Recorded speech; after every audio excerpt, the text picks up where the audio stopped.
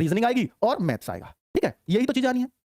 तो अब आप एक काम करें, अब बच्चों मैं आपको ये कहने लगूं कि भैया ये पहले करो वो पहले करो, ये नहीं है कि इस क्रम में आएगा पेपर। हो सकता है पहले रीजनिंग आए, हो सकता है पहले मैथ्स आए, हो सकता है पहले हिंदी आए, उससे मत दिक्कत लो आप। ठीक है, कुछ भी आ सकता है पहले, वो भी नहीं पता। तो आपको क्या करना है एग्जाम में बच्चों कि ऐसे दिमाग काम करता है कि सर पहले ना जीएस हिंदी को चटका लेता हूं, ये जल्दी हो जाएंगी, फिर आराम से इनमें लगा रहूंगा। बच्चों ये तो दोनों टाइम मैनेज करवाने वाली चीज। आप एक बात देखना, जिस चीज को आप पहले कर रहे होगे ना सबसे, वो आपका ज्यादा समय खाएगी नॉर्मल से। मान लीजिए कि आप जैसे जीएस को कर रहे हो, मैं एक एग्जांपल दे रहा हूं कि ये फेस किया है बच्चों ने। तो जैसे मान लीजिए जीएस में आते हैं आपके 38 क्वेश्चन, हिंदी में आते हैं आपके 37 क्वेश्चन, दोनों को मिला के होते हैं 75 क्वेश्चन। अब बच्चा क्या सोचेगा कि भैया इन दोनों पे कर लेता हूं, और बच्चे ने कहा कि मैंने तो 50 मिनट ले लिए और 50 मिनट में 75 कर दिया, मैं तो बहुत बढ़िया चल रहा हूं।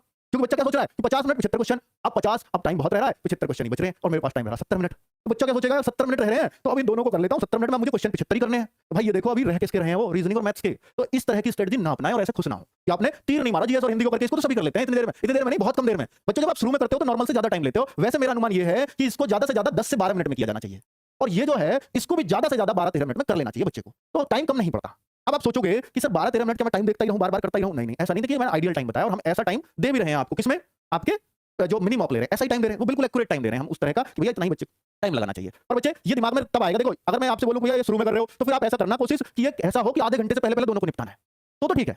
अगर आप इनमें से शुरू करना चाहते हो करो, लेकिन ये टारगेट रखो कि आधे घंटे से पहले दोनों निपट जाए। और बच्चों जीएस को पहले करने का इसलिए सेंस नहीं देता मैं, क्योंकि जीएस में ऐसा होता है कई बार कि ऐसे क्वेश्चन आपको यूपी में देखने को मिलते हैं, पहले भी मिले हैं, कि इन्हें देख करके दिमाग खराब हो ही जाना है आपका।